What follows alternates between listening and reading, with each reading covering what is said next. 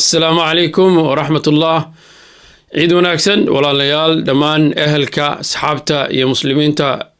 أردن ملك سات شوكتان مالنتن ومالين وين أو بركيسن مالنتا عيدة وحنا رجينا يا فرحد نبتقليو عافماد إيو كالقال إلهي سبحانه وتعالى أعماش وناكسن أنا أقبله كجرتو أنت حجك جودنسة يا أنت كلا كسوجرتي أعماش خيرك أيامها نوردن maalintan allah subxaana wa tacala waxaan ka baryanaa inuu nooga dhigo maalin farxadeed maalin aan u dabaaldegno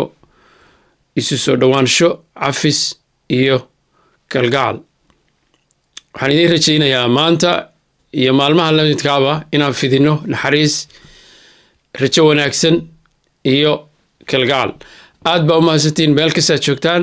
ilaahay subxaana wa tacaala inta xanuunsan ha cafiyo intaan waxba haysanna wax ha siiyo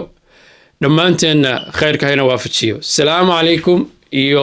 ciid mubaarak markale.